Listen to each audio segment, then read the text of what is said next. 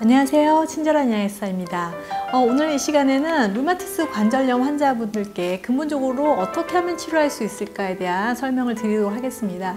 제가 앞서서 아토피에서도 천식에서도 굉장히 자세하게 말씀을 드렸었는데 이 시간에도 제가 다시 한번 못 들으신 분들을 위해서 다시 한번 설명을 드릴게요. 자가면역 질환이라고 하면은 우리 몸의 면역세포가 실제로 군대 조직처럼 똑같이 생각하시면 되세요. 실제로 군대 조직이 왜 필요하냐면 외부의 적으로부터 우리나라를 방어하기 위해서 군대 조직이 필요하잖아요. 그것처럼 내 몸속에 있는 이 장 속에 주로 있는 면역세포가 외부에 있는 적, 세균이나 바이러스, 곰팡이, 여러 가지 이런 외부 우리 병원균이 될 수 있는 것들하고 싸울 수 있는 시스템이 마련이 돼 있어요.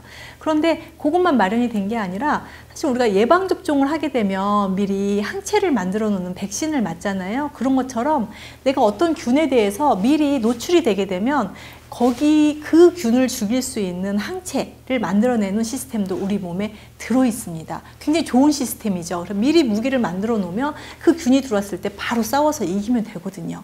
그런데 자가면역 질환은 어떤 질환이냐면 그 무기를 너무 쓸데없이 많이 만들어내고 또 공격할 대상이 아닌데 불구하고 만들어낸다는 게 문제예요. 예를 들어서 음식물 알러지, 진드기 알러지에서도 보셨다시피 진드기나 음식물이나 우리 몸에 유해하지 않은 물질에 대해서 항체를 만들어 버리는 거예요. 그럼 무기가 많으면 어떻게 되나요?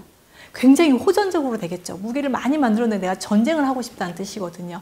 그래서 내가 싫어하는 물질이 들어오면 무기를 만들어서 항체를 만들어내고 그 물질에 내가 노출이 되면 다시 그 공격을 시작하는데 그 공격을 어디서 하냐면 바깥에서 하면 좋은데 그렇지 않잖아요. 내 몸에서 하잖아요. 그러니까 전쟁이 일어나면 지던 이기던 결국 나라가 다 피폐해지는 것처럼 자가면역 질환은 너무나 많은 무기체계를 만들어내는 질환이라고 생각하시면 되실 것 같아요. 그래서 류마티스 관절염도 그런 자가면역 질환입니다.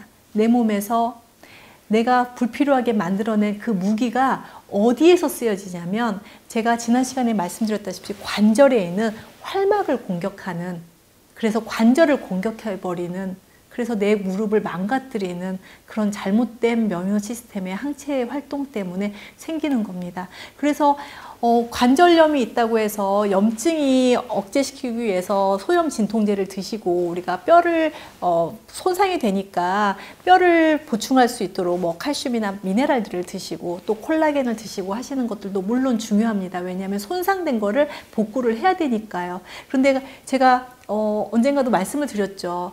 불을 내는 누가 방화범이 있다면 집을 고치는 일도 물론 당연히 중요하겠지만 방화범을 잡는 게 우선돼야 될 것 같아요. 그래서 이번 시간에 방화범을 잡는 방법, 불필요한 무기체계를 만들어내는 것을 억제시키는 제품에 대해서 소개시켜 드리도록 하겠습니다. 제품의 이름 바이오스테리라는 제제인데요.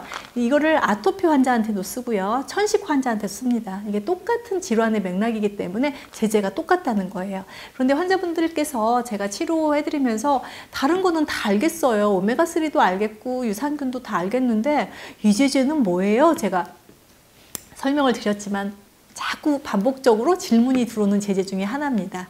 잘못된 면역 시스템 중에서 항체를 만들어내는 걸 억제시키고 이 무기 시스템을 억제시키면요 또 어떤 메리트가 있냐면은 내가 진짜 균하고 싸우는 이 군인들의 기가 상승이 돼요.